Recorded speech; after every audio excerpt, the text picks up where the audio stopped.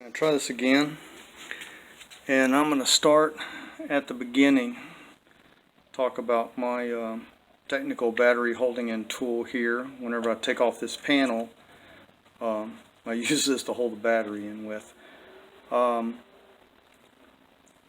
So I make these channels. I take a sheet of metal and I cut out a strip like this one.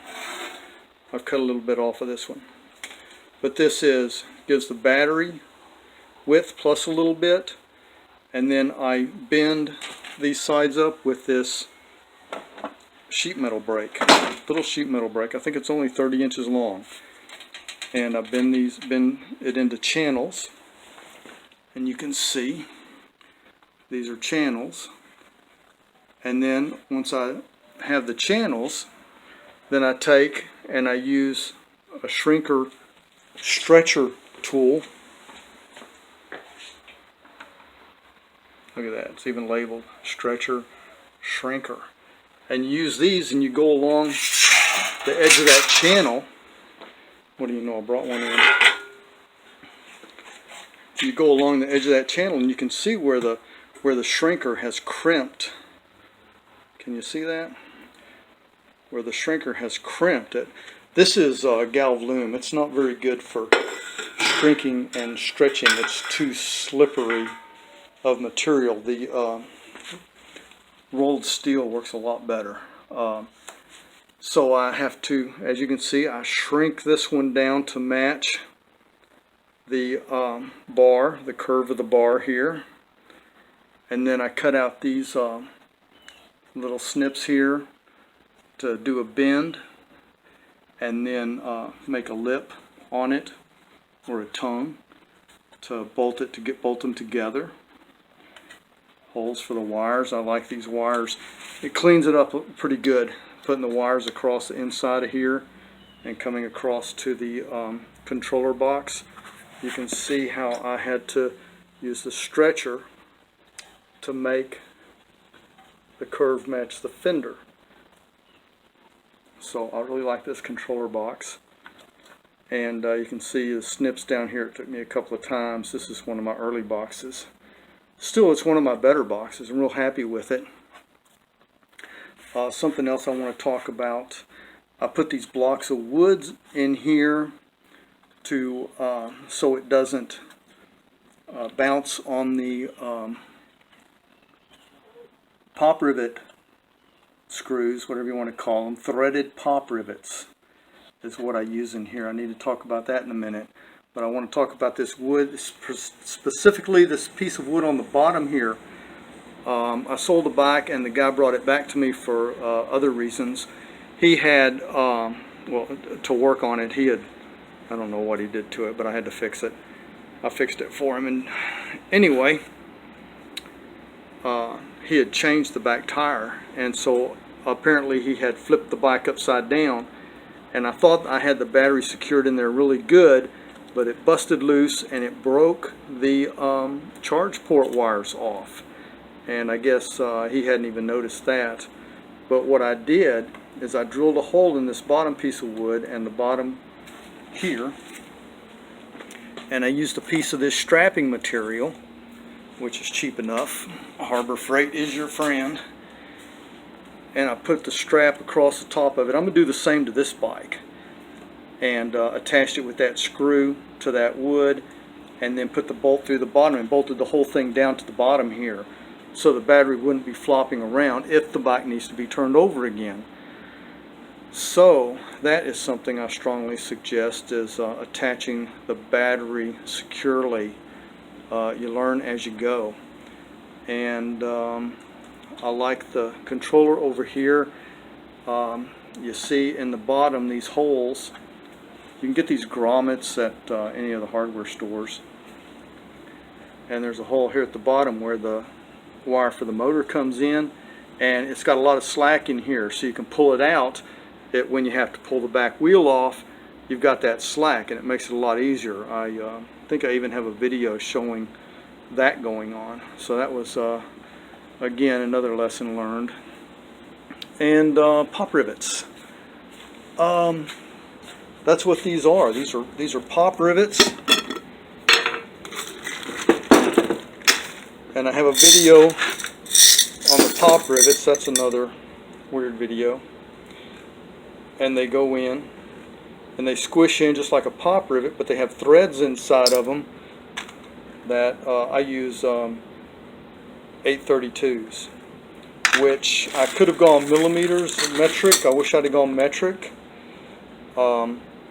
So the trick is lining up your holes. I wish I could do it before I stretched it and all that stuff and lay them out, but I have to do it afterwards. I put the cut piece of panel on it and then decide where I want the screws to go.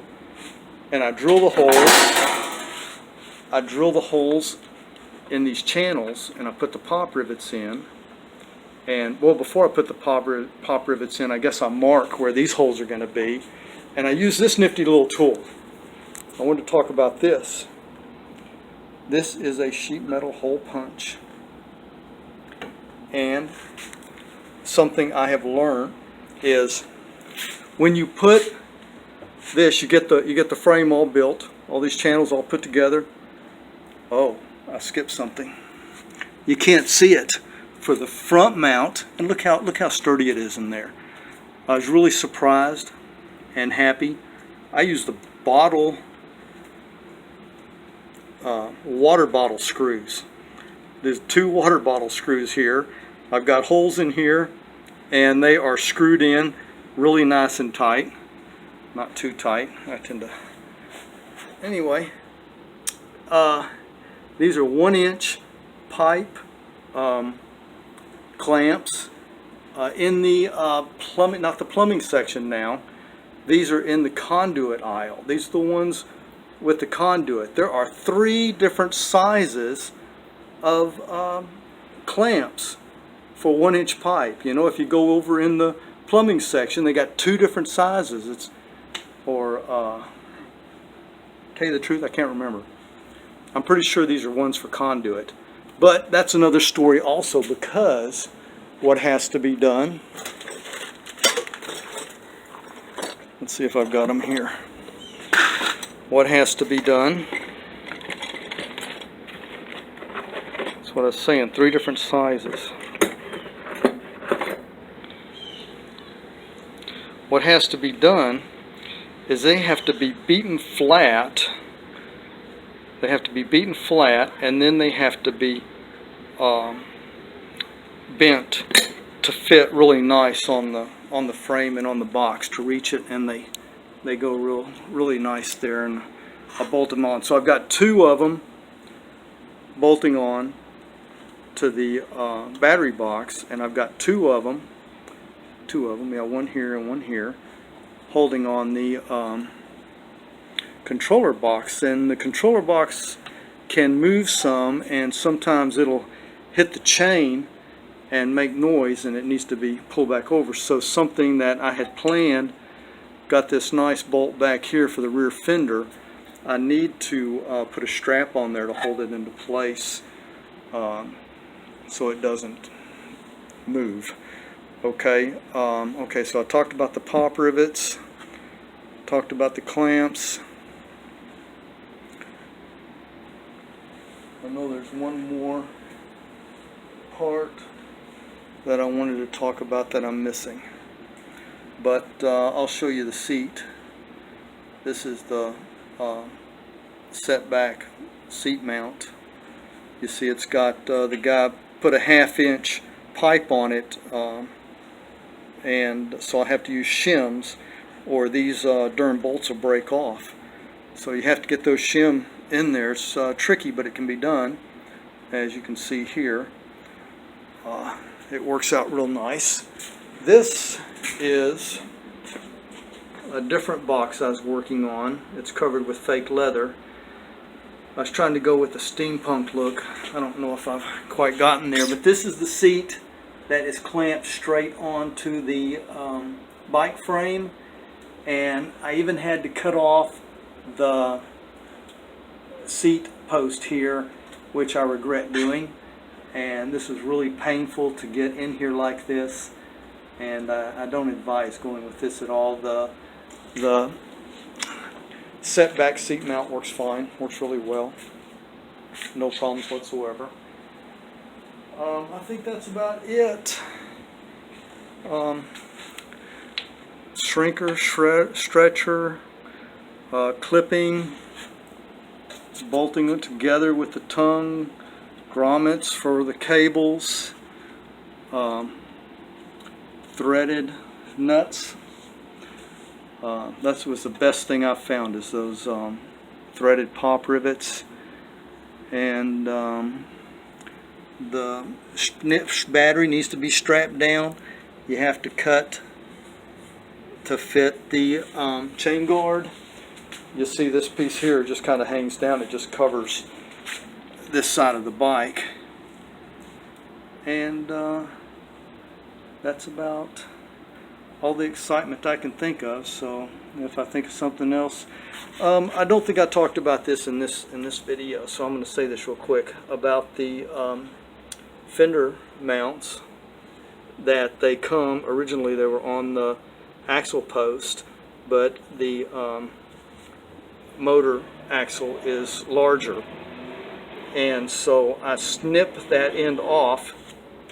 I snip the end off and drill a hole in it, and I think that's a 5mm. It has the fender has a perfect place for it, free hole in it, and there's one on both sides, and so it works out really nicely as far as bolting that on.